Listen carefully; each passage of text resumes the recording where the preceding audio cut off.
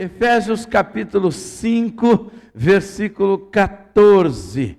Quero que você leia e acompanhe. Você sabe que a carta de Efésios, quando nós lemos, nós entendemos o que é ser igreja, o que é viver como igreja, qual é o propósito de Deus como igreja. É uma carta, ela é muito orgânica, ela é muito igreja, muito viva para o povo de Deus. E Paulo escreve essa carta, principalmente no capítulo 5, falando sobre obras da carne e aí os frutos da luz, os frutos de Deus, né? O caminhar na luz e como luz do Senhor. E ele linka o verso 14 com o verso 15, usando a palavra portanto. Portanto, não vede prudentemente como andais. Mas no versículo 14 ele fecha essa primeira parte dizendo: pelo que desperta, tu que dormes, levanta-te de entre os mortos, e Cristo te iluminará. Algumas traduções, e Cristo te esclarecerá. Portanto, repetindo, pelo que diz: desperta tu que dormes, levanta-te de entre os mortos, e Cristo te iluminará. Amém, amados?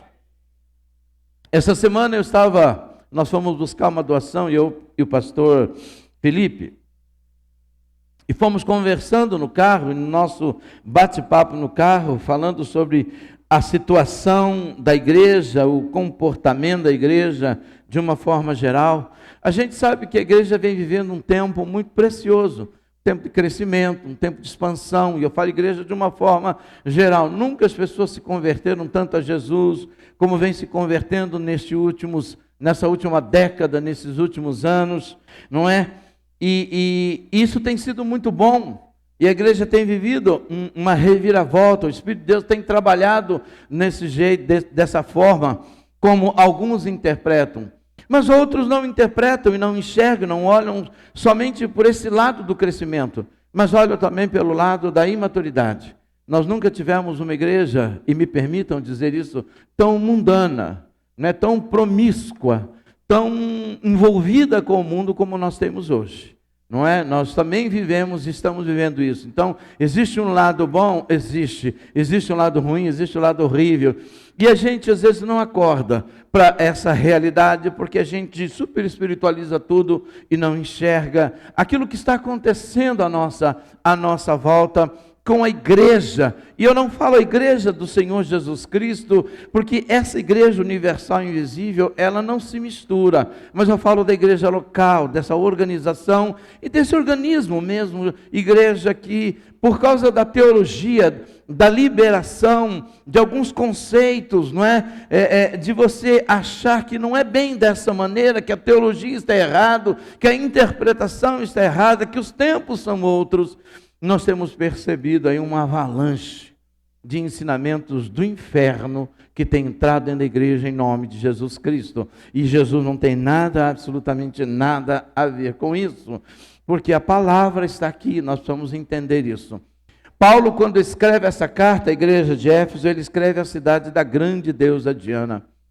A Éfeso é aquela igreja, é aquela cidade que teve aquele tumulto, aquele problema todo quando Paulo foi pregar o evangelho, que as pessoas começaram a se converter em massa, não é? E aí alguém que vendia os santinhos da deusa Diana ficou enciumado e se levantou lá um problemão contra a igreja, contra Paulo, contra alguns.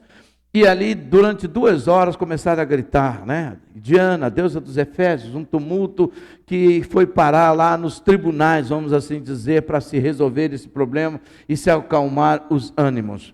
Mas Éfeso era uma cidade tão perigosa, tão perversa, tão suja, tão podre de pecado, como era, por exemplo, a igreja de Corinto. Era um mundo governado por Roma. Roma teve mais de 10 imperadores. Desses 10, 7 deles ou mais eram no mais absoluto, da mais absoluta perversão sexual, corrupção, sujeira, idolatria e tudo mais. E a igreja estava inserida e o evangelho estava sendo pregado nesse contexto. Você fala, mas esse é o contexto que nós vivemos hoje? Sim. Esse é o contexto que nós vivemos hoje, porque o diabo continua trabalhando.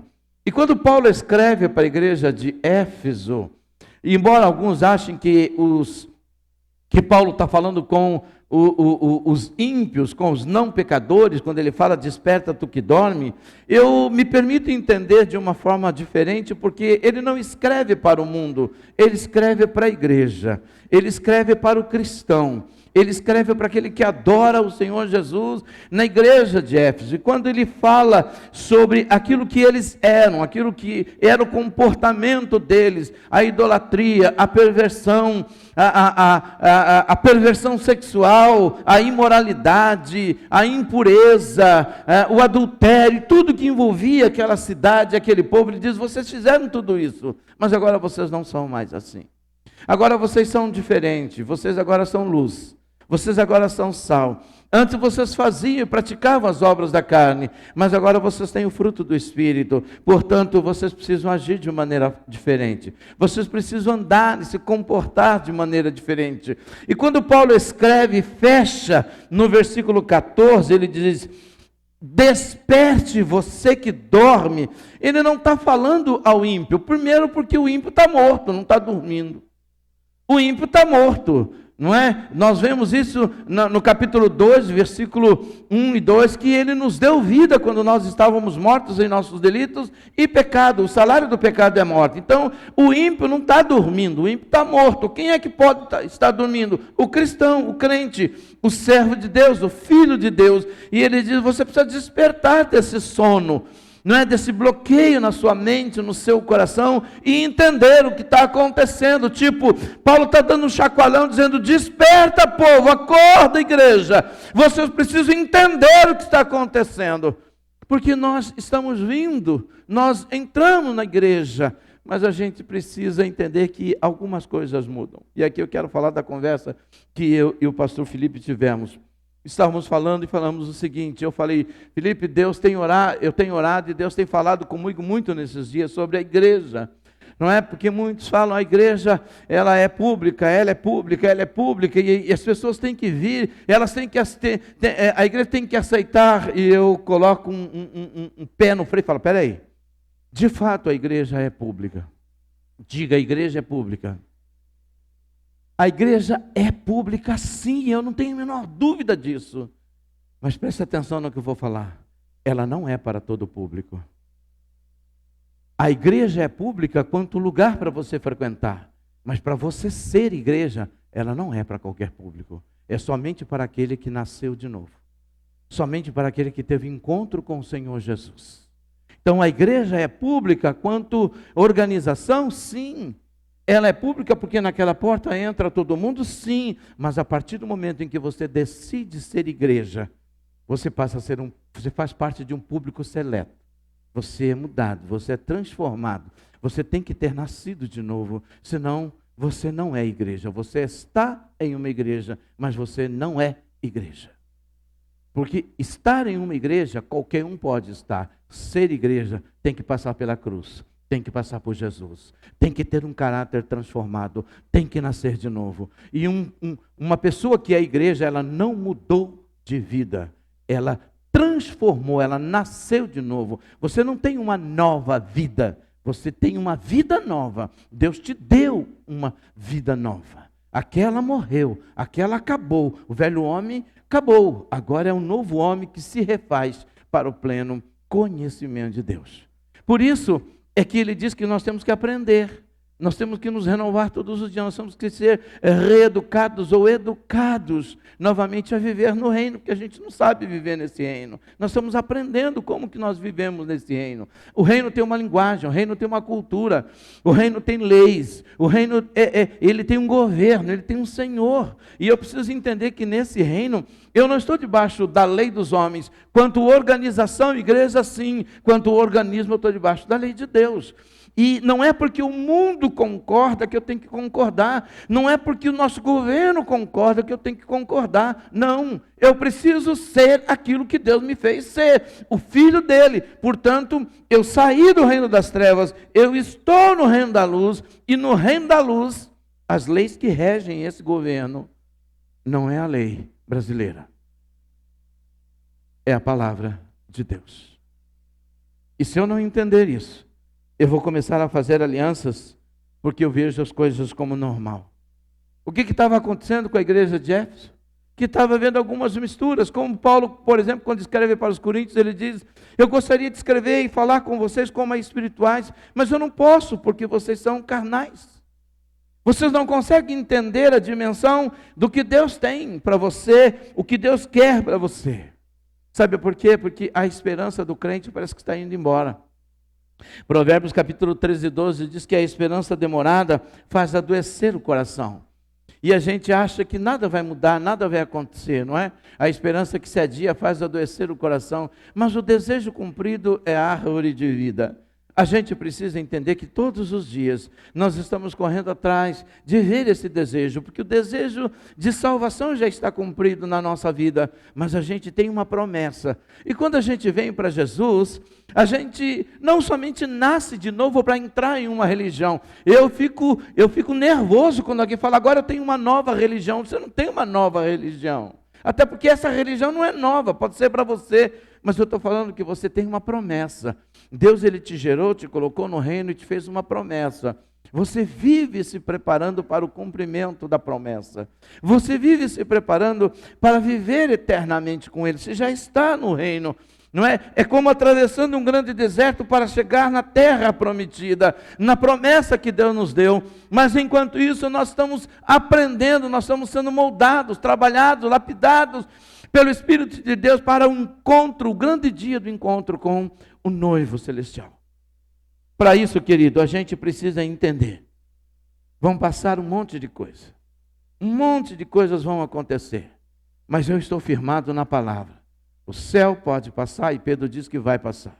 A terra pode passar e Pedro fala que vai passar. E Apocalipse nos ensina que vai passar. Mas a palavra de Deus, essa não passa.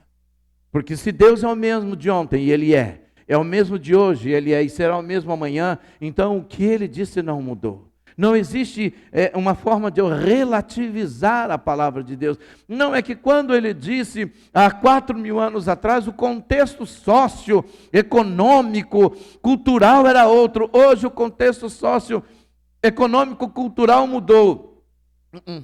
Não mudou. O que é pecado há 4.000 anos atrás, o que foi pecado, continua sendo pecado hoje.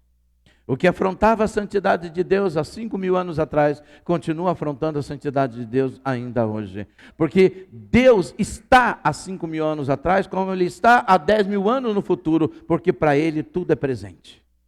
Então eu e você precisamos entender isso. Quando eu acho que algumas coisas saem de moda dentro da igreja, não é? Como alguns princípios, eles viram regra e de repente deixam de existir, e nós vamos fazendo alianças erradas e vamos concordando com algumas coisas. Quando a gente vê, nós estamos nos desviando, estamos saindo da rota. Nós não podemos fazer isso. Nós não podemos fazer isso. Por isso, quando Paulo escreve a igreja, ele fala que ele incentiva os irmãos. Primeiro, andem em amor. 5, 1 e 2, ele vai falar que nós temos que andar em amor. Depois ele vai falar: vocês precisam andar em amor e andar como filhos da luz, ou seja, como filhos da luz que vocês são. O verso 3 até o verso 14, não é? Ele fala isso, e no 14 ele dá essa acordada. E depois ele fala: você precisa proceder, andar com sabedoria, que vai do verso 15 ao 17. Andar com sabedoria. Mas eu quero linkar essas coisas sobre aquilo que Deus pede para que cada cristão faça. E quando Ele diz: desperte, você que dorme, você que está dormindo, levante-se de entre os mortos e Cristo o iluminará. Ele está falando comigo e com você. E eu quero falar sobre esse texto, apontando 3 coisas que estão nesse versículo. Primeiro, a necessidade de um despertamento. Ele diz: desperte você que está dormindo. Mas nós vamos despertar do quê? Do que eu e você precisamos acordar? Do que a igreja e cada cristão precisa despertar nesses dias? Na verdade, é despertar desse sono de um conceito de liberdade misturado com libertinagem, de promiscuidade, liberdade, achando que santidade é isso, de achar que nós podemos viver de qualquer jeito e de qualquer maneira, e podemos cantar e celebrar ao Senhor, adorar a Ele na beleza da santidade, como se nós não precisássemos estar em santidade de vida. Como se Deus tivesse uma necessidade tão grande de receber a minha adoração, que não importa como eu vou oferecer, o importante é que eu estou oferecendo, e contente-se com isso. Ele diz: vocês precisam acordar, despertar do sono, do encantamento que tem chegado à igreja, e ela tem feito pactos, alianças, tem aberto conceitos, que têm se tornado princípios, que são princípios linkados ao inferno e não a Deus.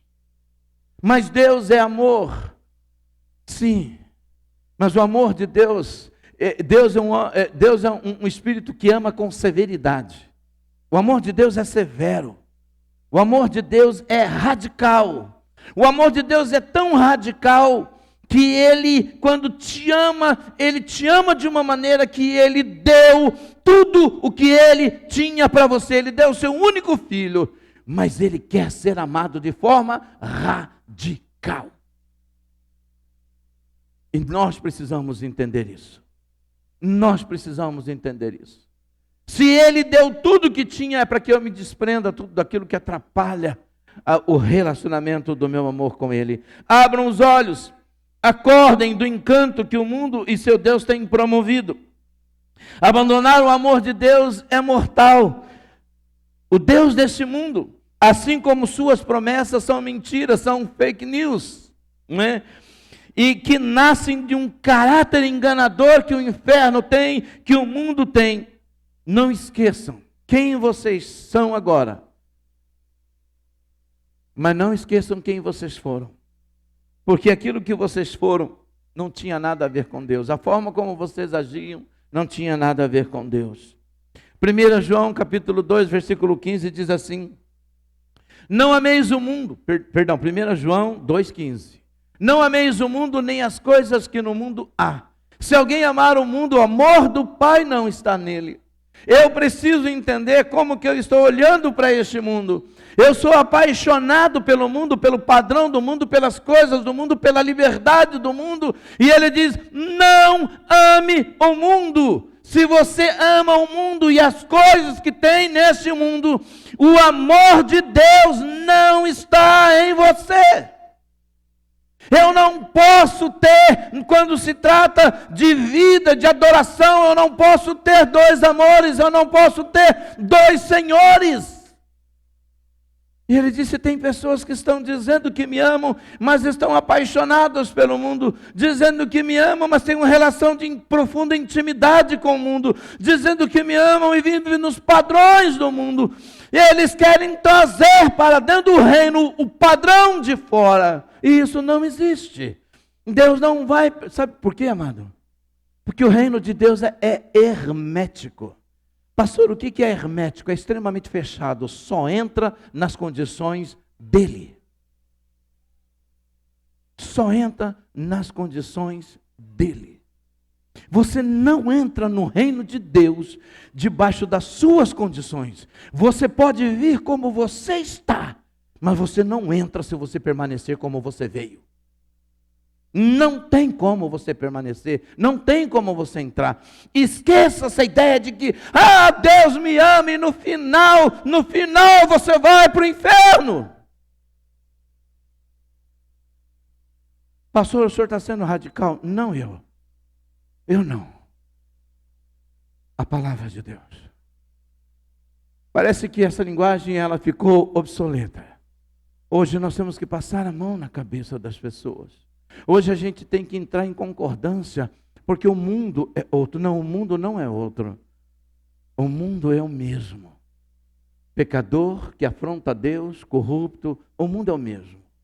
O mundo é o mesmo do tempo de Noé. Casam-se, dão-se em casamentos, destroem casamentos, divorciam-se. É o mesmo mundo e ninguém acreditava que o mundo ia acabar em tempestade, em chuva. Ninguém acreditava que o mundo ia acabar em água até que veio a água. Quando Noé estava construindo a arca, ele era motivo de chacota. Ele era motivo de zoeira, numa linguagem bem nossa. Era motivo das pessoas ficarem tirando sarro dele. Olha só o velhão aí, ó. Agora nunca choveu, o vapor sobe da terra, nunca caiu nada do céu. O cara está construindo um barco. Para que um barco? Olha que coisa. Para que um barco? É mais ou menos assim. A esperança está tão adiada que as pessoas estão deixando adoecer o seu coração e não entendem que Deus quer salvar pessoas. Por isso, nós achamos que o tempo de Deus é demorado, mas Ele vai voltar. Então, se eu estou amando o mundo como cristão, eu estou dormindo. O diabo está fazendo com que as pessoas durmam e elas achem que dá para conciliar as duas coisas. Sabe, na época de Jezabel, Deus levantou Elias e Elias guerreou desafiou os sacerdotes de Baal. E depois de algum tempo que passou esse processo todo, Deus falou com Elias. Quando Elias estava correndo de Jezabel, correndo de Acabe, Deus falou: olha, eu tenho 7.000 que não se dobraram a Baal. Ainda nessa geração, Deus tem pessoas que não se dobram a Baal. Deus tem pessoas que não se dobram ao sistema. Deus tem pessoas que conseguem enxergar a eternidade. Por isso, quando você enxerga a eternidade, você diz não a Baal. E Baal aqui é o sistema. É o sistema governado, amado, para a carne, para o sincretismo, para a mistura, para a confusão. Para que a gente consiga viver bem com as duas coisas. Todas as alianças que Israel fez com Deus e com Baal, acabou em cativeiro, acabou em morte, acabou em guerra. E quando a gente faz isso, também não é diferente. Efésios 2, 1 e 5 diz: Ele nos deu vida, estando nós mortos em nossos delitos e pecados.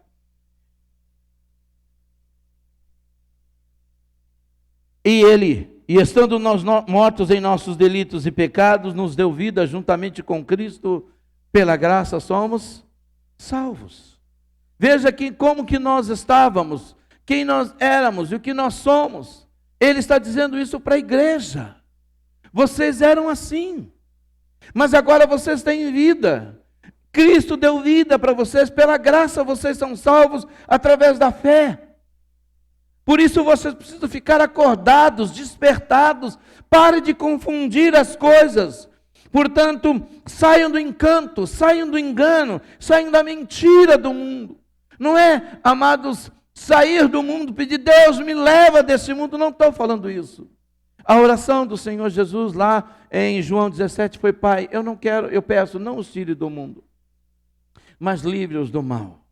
Livre-os da influência desse mundo. Livre-os, Senhor. Nós temos uma necessidade tão grande de que o mundo nos aceite, que a gente faz alianças com eles para parecer como as pessoas do mundo, mas nós não somos do mundo, mas é para que nós sejamos aceitos. Quem disse que Deus quer que você seja aceito para o mundo? Ele disse que nós somos como escória da sociedade, motivo de chacota, motivo de escárnio. Nós somos como uma peça, como alguém que está se apresentando num teatro. Nós somos o stand-up para o mundo. Mas eu não quero mais ser assim. Eu não quero ser tratado dessa maneira. Então eu aceito ter uma vida diferente. Eu aceito caminhar bem das duas maneiras. Afinal de contas, nem tanto ao mar, nem tanto à terra. A gente fica ali com um pé na água, com um pé na terra e vai levando as coisas. Israel fez tanto isso.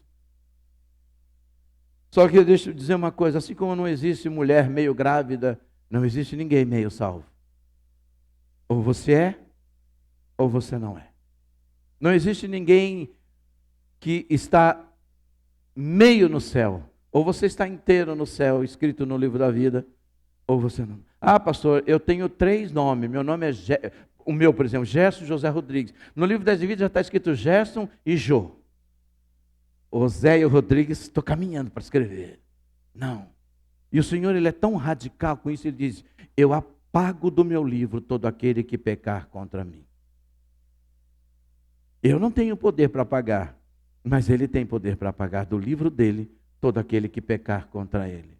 Você quer o céu? Não chega lá de qualquer jeito. Ninguém chega lá de qualquer maneira. Não existe 2, 3, 4 caminhos para chegar lá. É um único caminho. Não só ele pede para a igreja acordar, mas ele diz: você precisa acordar e você precisa se levantar de entre os mortos.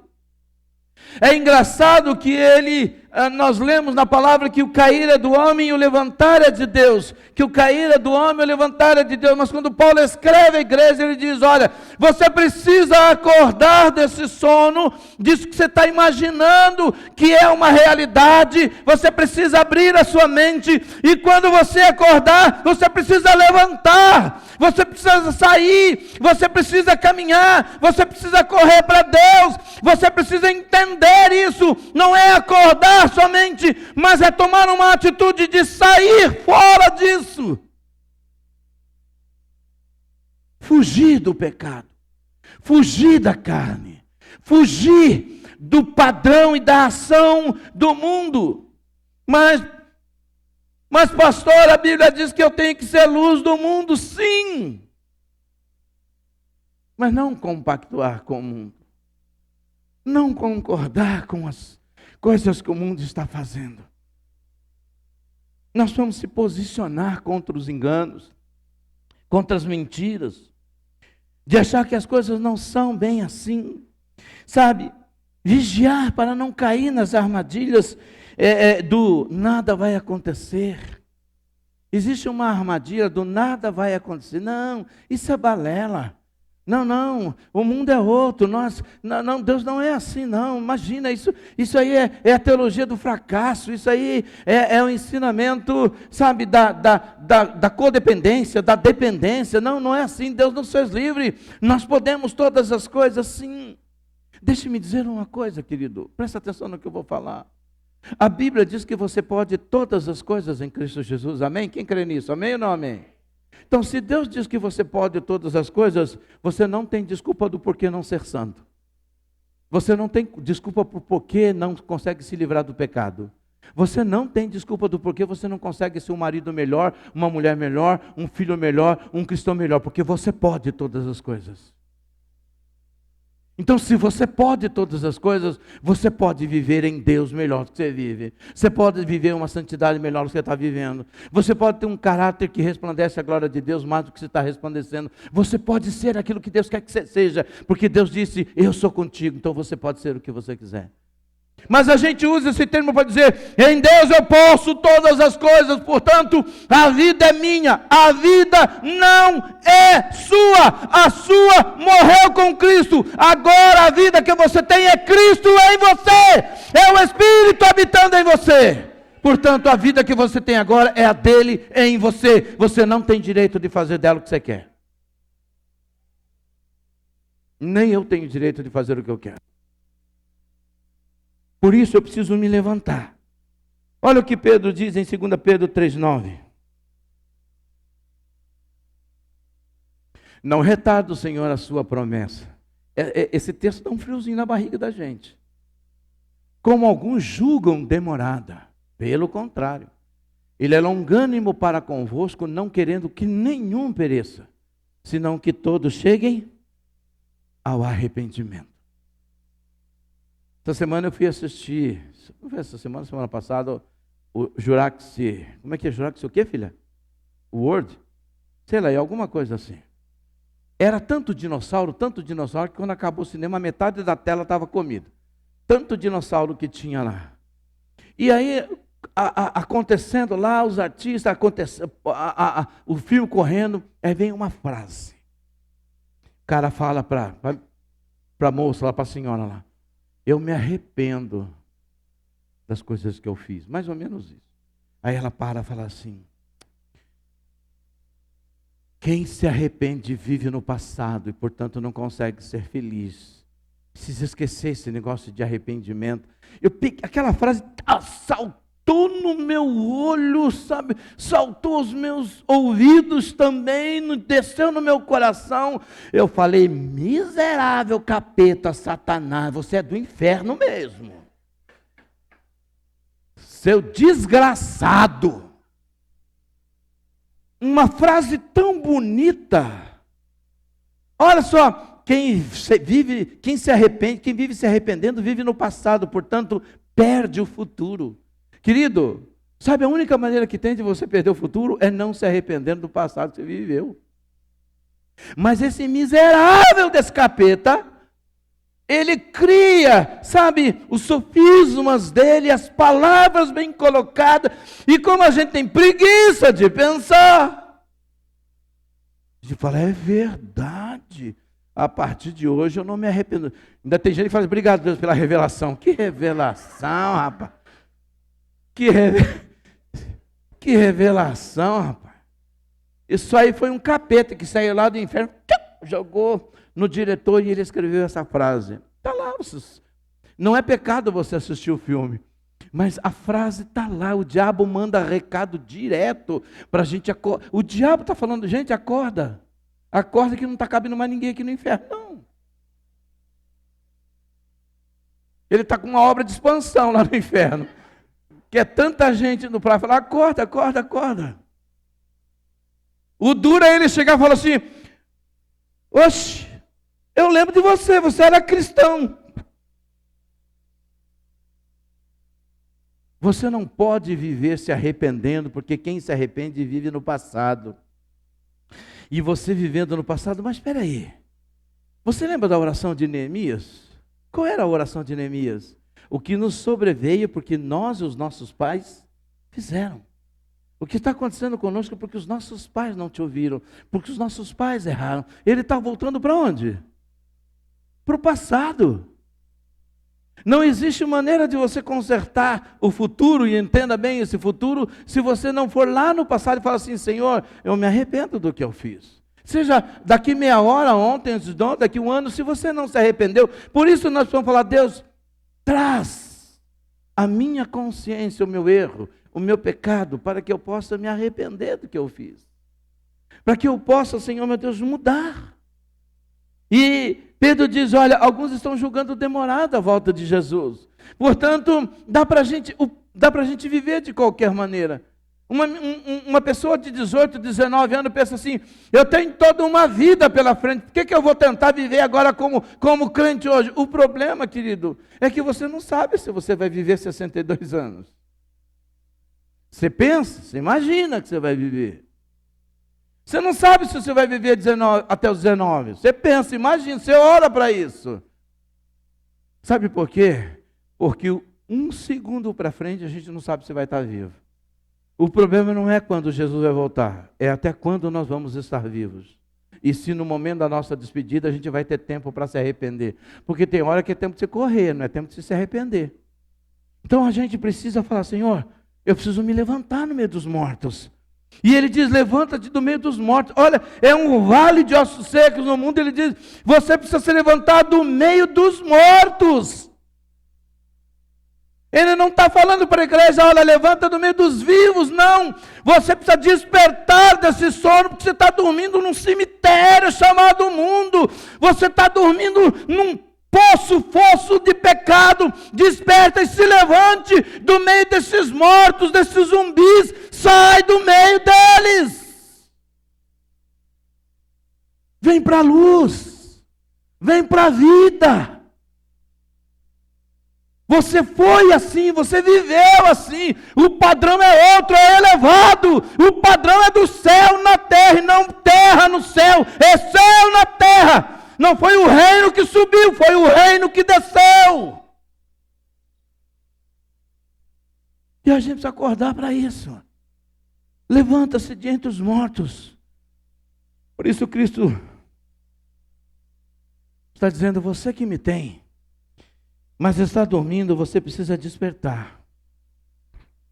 Você precisa se levantar desse mundo, permanecer em Deus, permanecer na família dos santos, exercer a sua fé, a sua esperança, o seu amor em santificação e vida. Isso não é brincadeira. Isso é muito sério. Mas isso é muito, mas muito sério. A gente brinca porque, amados, Bonhoeffer diz o seguinte, não barateie a graça, porque a graça não é barata. O que chegou até você chamado graça, custou a vida do único Filho de Deus. Portanto, não é barata. Alguém assistiu o filme Soldado Ryan aqui? Quem assistiu? Vocês lembram quando o soldado, o capitão lá está na ponte, que ele está morrendo, e o soldado Ryan vem, ele conversa com o soldado Ryan, ele conta a história. Olha, para a gente vir buscar você aqui, morreu muita gente. Muita gente perdeu a vida. Eu vim com um pelotão, e muitas pessoas morreram para encontrar você, para levar você de volta para sua mãe, porque os seus 2 únicos filhos morreram na guerra.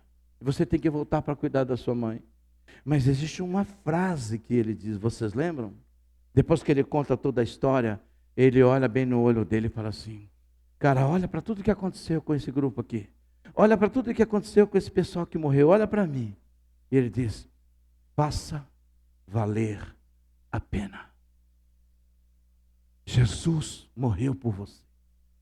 Jesus deixou a sua glória para vir neste mundo tomar forma humana, sofrer, ser vituperado, ser humilhado, ser execrado, ser cuspido, tomar tapão no meio da venta, sabe? Ele morreu por você. Faça valer a pena.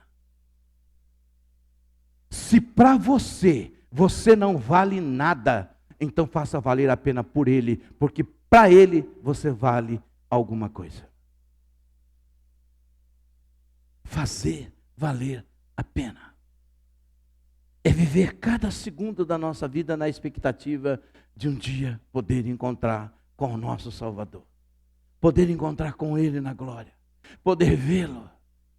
Um dia eu quero ver meu Salvador, contemplar. Sabe, hoje o nosso pastor Edmar está aqui conosco, estava cantando uma música do tempo de vocês, fiquei lembrando, poxa, nesse tempo eles tinham um louvor tão bonito, não é do meu tempo, é do tempo de vocês. Eu fiquei fantástico, cara. Falei, achei maravilhado. Falei, poxa Deus, e nesse tempo eu não era convertido ainda. Na verdade, no meu tempo era, mestre, o mar se revolta, e era mais antigo ainda. Não é não? E o terceiro pedido que ele faz, que está no mesmo versículo, ele diz assim: peçam que ele os ilumine. Querido, tudo isso está dentro de um único verso, e ele fala depois de um contexto e um pós-texto gigante, ele fala assim: eu quero que vocês entendam, vocês precisam acordar, vocês precisam se levantar, e vocês precisam pedir para que Deus ilumine vocês. Lâmpada para os meus pés e luz para o meu caminho é a tua palavra. Deixe-me dizer uma coisa. Quem aqui é uma candeia de Deus, erga a mão. Candeia é um lugar que tem a luz de Deus. Quem aqui é candeia de Deus, levante a mão. Todo mundo, pode levantar a mão. Eu tenho certeza que você é candeia de Deus. A minha pergunta é: tem óleo? Porque se não tem óleo, não tem fogo. Candeia vazia não ilumina nada. Nós precisamos... Eu tenho um pastor que eu oro por ele, e ele fala para mim assim: pastor, quando o senhor fala assim, faz da vida do pastor fulano uma candeia, eu já pergunto: Deus, não deixa faltar óleo, não deixa faltar óleo, não deixa faltar óleo. Porque se faltar óleo, não dá para pôr fogo. Não dá para pôr fogo. Nós precisamos, amados, ser, e nós somos essa candeia, mas o óleo somos nós. Nós não podemos ser a noiva imprudente, nós temos que ser a noiva prudente. Mas tem pessoas que estão dormindo e o noivo está gritando e ela não está percebendo. Ele diz: peça que Cristo os ilumine. Com o que Cristo pode nos iluminar? Com a verdade. Não existe nada com maior poder de iluminar. No mundo impera um espírito de ilusão, de encanto, de mentira. O cristão precisa da luz da verdade. O que é verdade? Pilatos não parou para ouvir. E muitos hoje não estão interessados em saber. Não é a verdade sobre Deus, que Deus é amor. É a verdade sobre mim e sobre você, como nós estamos vivendo. E o que nós esperamos. Cristo é aquele que nos ilumina, nos esclarece, sim. E quando nós entendemos sobre essa questão de que Deus, Ele nos abre a mente e o nosso espírito para entender, então nós vamos entender o que está escrito em 2 Coríntios 6,17. 2 Coríntios 6,17 diz assim: por isso, retirai-vos do meio deles, separai-vos, diz o Senhor, não toqueis em coisas impuras, e eu vos receberei. Amados, a gente gosta de olhar para isso e falar assim: não, isso é coisa do Velho Testamento, isso é coisa lá do passado, isso é Novo Testamento, isso é igreja de Coríntios, isso era comportamento de crente que Deus está falando: olha, eu não quero que vocês nem comam com ele. Você sabia que a palavra de Deus nos ensina que se um irmão seu, cristão, professo de fé, ele vive uma vida dissoluta, de pecado, ele vive uma vida de carnal, o Senhor fala: não senta com ele nem para comer, nem para fazer um lanche no McDonald's. Deixa eu falar uma coisa para você. Eu vou ajoelhar aqui, se eu não conseguir, depois vocês me ajudar a levantar.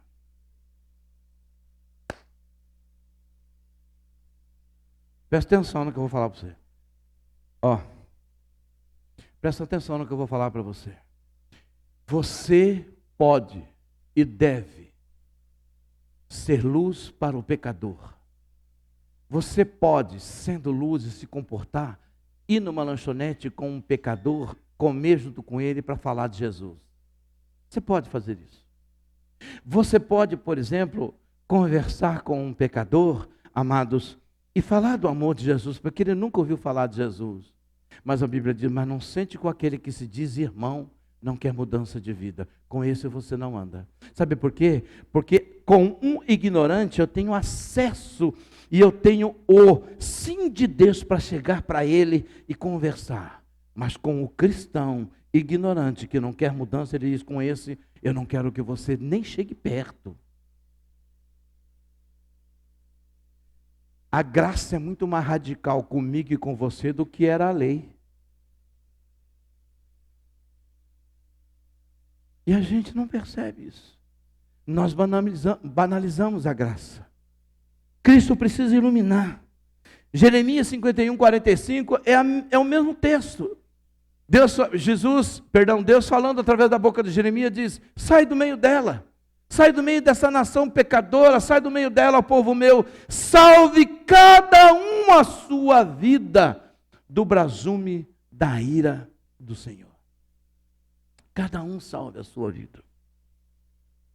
Sabe por quê? Porque salvação não é coletiva. Salvação é individual. Eu posso testemunhar do amor de Deus para minha esposa e para os meus filhos, mas eu não tenho o poder de levá-los para o céu. Você já pensou se pais pudessem levar os seus filhos para o céu e eles fossem de qualquer jeito, sem precisar confessar, como é que seria o céu? Um verdadeiro inferno. Porque o amor de mãe é assim: eu vou salvar meu filho, custa o que custar. Mas ele precisa confessar Jesus. Eu vou levar meu esposo e minha esposa, ela precisa confessar Jesus, ele precisa confessar Jesus. Porque salvação não é coletiva. Salvação é individual. É por isso que no arrebatamento, um vai ser arrebatado, o outro vai ficar. Vai ter pessoas na mesa almoçando ou jantando, não sei a hora, nem sei se vai ser na hora do almoço, mas de repente você vai: cadê fulano? Você não sabe se foi no banheiro, se vai procurar, você não vai achar. Um vai ser tomado, o outro vai ser deixado. Por quê? Porque salvação é individual, não é coletiva. Eu faço parte do corpo, mas quando Deus chamar o corpo, aquele que não estiver linkado a ele, fica. Ele diz: sai do meio dela, dessa nação pecaminosa, povo meu. Desperte você que está dormindo. Se saia do meio dela, não faça parte, não compactue. Tenha coragem.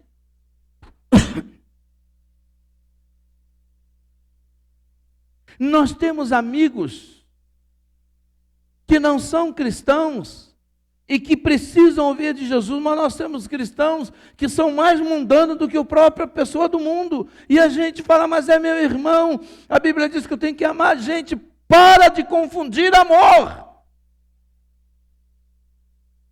Não estamos falando de não amar. Estamos falando de não compactuar, de não concordar com aquilo que está errado. Mas se você não me aceitar do jeito que eu sou, é porque você não me ama.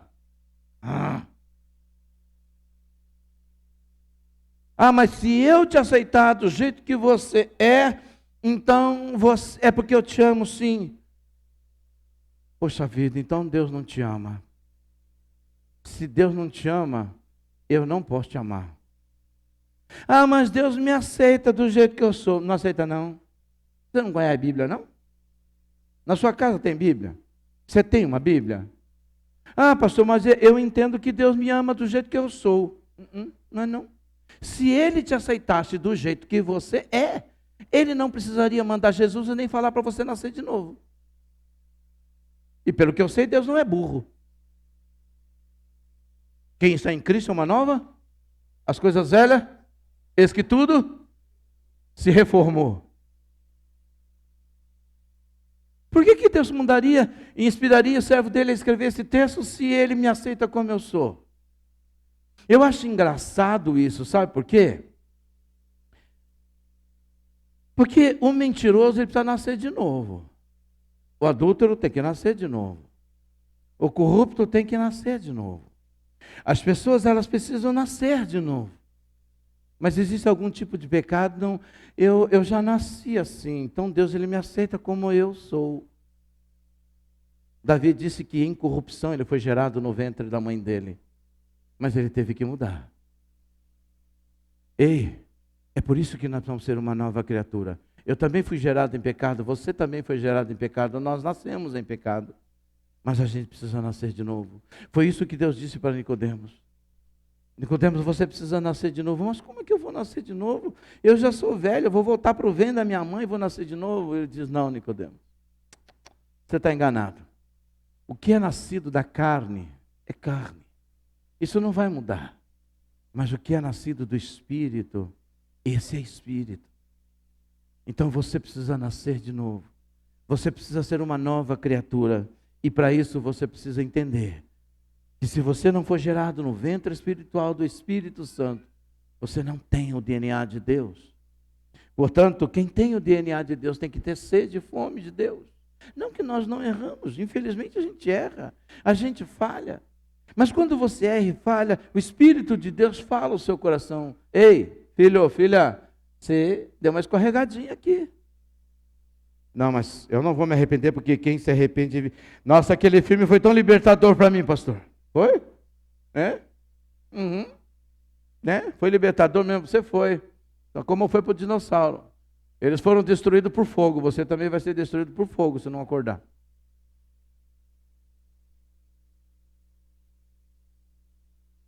A palavra-chave é arrependimento e mudança de vida já.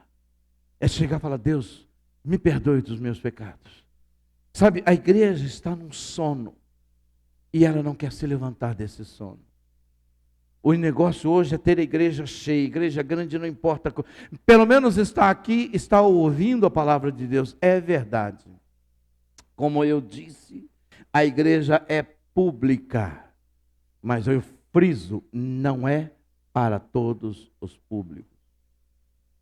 Estar em uma igreja, todo público pode estar. Ser igreja, só aquele que obedece e que anda debaixo da vontade e direção de Deus.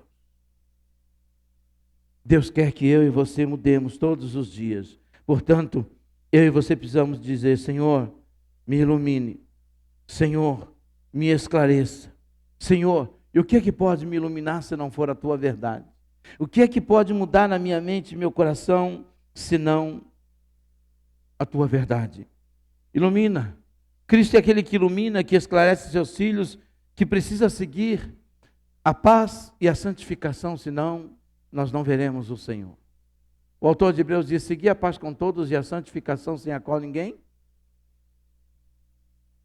Paulo escrevendo aos Tessalonicenses diz, e o teu espírito, alma e corpo estejam irrepreensíveis e em santificação para o dia do nosso Senhor Jesus Cristo. Ei, Você está despertado ou você está dormindo? O que vem acontecendo com você? Jesus é a esperança que todos querem.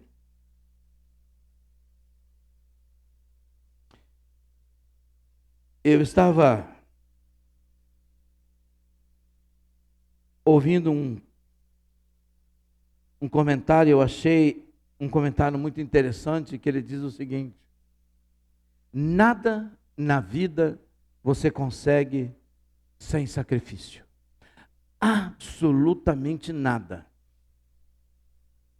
Nada na vida você consegue sem sacrifício. Se você não entender que você precisa matar a sua natureza todos os dias, e Paulo diz isso, nós que estamos crucificados com Cristo, nós precisamos matar a nossa natureza. Ele não diz que a minha velha natureza está morta. Ele diz que eu sou uma nova criatura. Não disse que a velha natureza morreu. Ele disse que eu estou crucificado com Cristo, mas a velha natureza eu preciso matar todos os dias. Todos os dias. Todos os dias. Todos os dias eu preciso falar: Senhor, isso aqui está me perturbando, isso aqui está me atacando, isso aqui está me pressionando. Senhor, porque cada momento da vida, presta atenção no que eu vou falar. Você entendeu o que eu vou falar para você agora? Cada fase da sua vida parece uma carência em você, já percebeu? Tem um tempo que você está carente disso, outro tempo que está carente daquilo, outro tempo que está carente daquilo outro. E as carências são as nossas fraquezas para que a gente abra negociações erradas. E é por isso que Deus precisa nos fortalecer naquela área da nossa vida. Nós precisamos estar acordados. Desperta, tu que dormes. O versículo 15 diz assim: portanto, vede prudentemente como andais, não como loucos, mas como sábios, remindo o tempo, porque os dias são maus.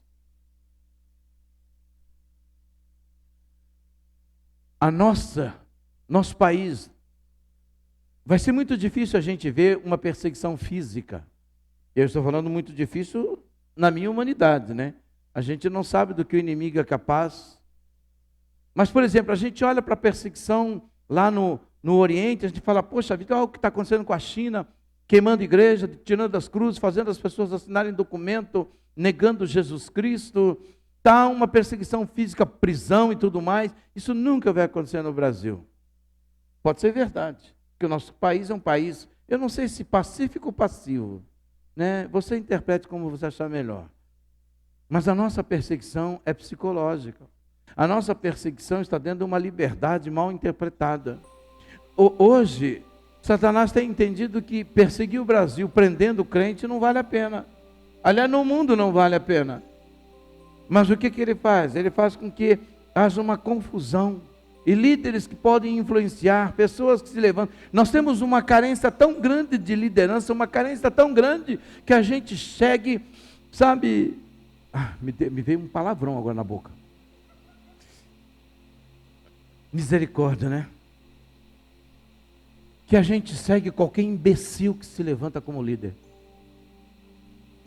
Qualquer um falou bonitinho, bom.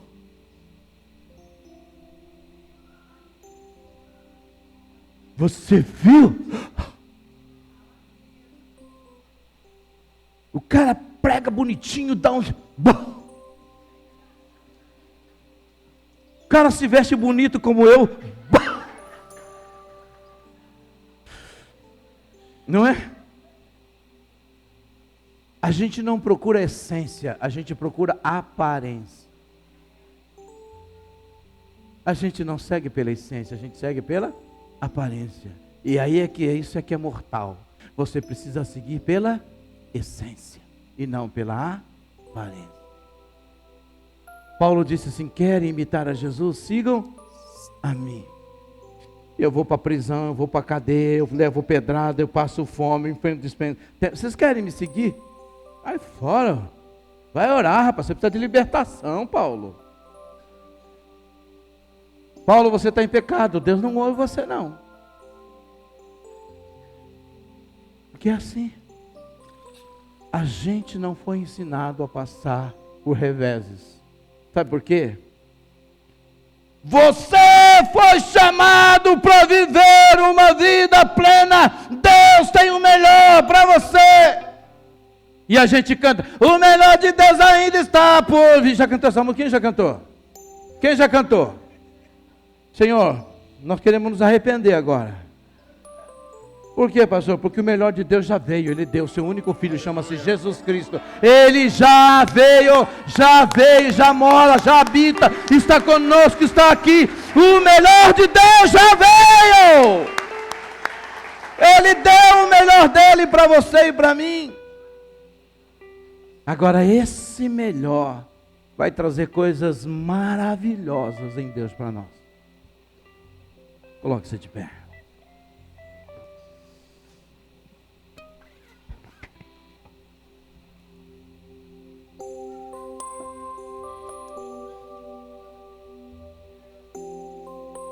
Eu quero nessa noite, em nome de Jesus, ser voz profética de Deus para a sua vida e profetizar despertamento, um avivamento da parte do Senhor na sua vida.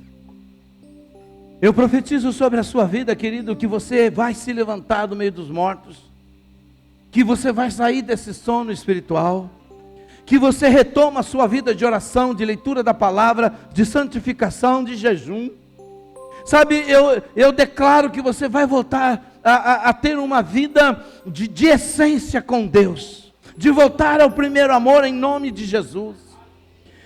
Eu profetizo, sabe, que Deus está trazendo um renovo na sua vida nessa noite, em nome de Jesus. Sabe, que aquilo que você achou que foi, que já passou, daquelas experiências com Deus, eu profetizo que você vai viver tudo isso novamente em nome de Jesus. E é um grande avivamento, um fogo de Deus, um óleo santo sobre a sua vida em nome de Jesus. E você vai viver tudo que Deus tem para a sua vida. Mas você vai viver em santidade, você vai viver visionando, enxergando a glória de Deus. Você vai viver experiências tremendas com Ele em nome de Jesus. Você vai ter prazer em Deus, alegria no Senhor. Alegrai-vos, digo-vos outra vez, alegrai-vos no Senhor. É o Senhor a nossa alegria. Diga o fraco, eu sou forte. Você não é um empoderado porque você nasceu capaz. Você é um empoderado porque Deus habita em você, porque o Espírito de Deus está em você. Ah, pastor, eu estou preso no pecado. Vem aqui, nós vamos orar por você. Nós vamos quebrar essa corrente agora em nome de Jesus. Pastor, eu estou frio, vem para cá. Nós vamos falar, Senhor, derrama do teu óleo, toca do teu fogo. Pai, eu estou indiferente, pastor, eu não tenho força para orar. Vem para cá, porque você vai sair daqui renovado. Pastor, eu ainda não entreguei minha vida a Jesus. Faça isso agora em nome de Jesus. Sai do teu lugar enquanto os levitas cantam. Deixa o Senhor te sondar, deixa o Senhor te conhecer. Mas você precisa ter uma atitude de fé. Levante-se agora e vem. Vem. Obrigado por assistir mais um dos nossos cultos online. É muito bom ter você conosco. É muito bom poder contar com você do outro lado. Mas queremos você aqui, visitando a comunidade Batista Mahanaim.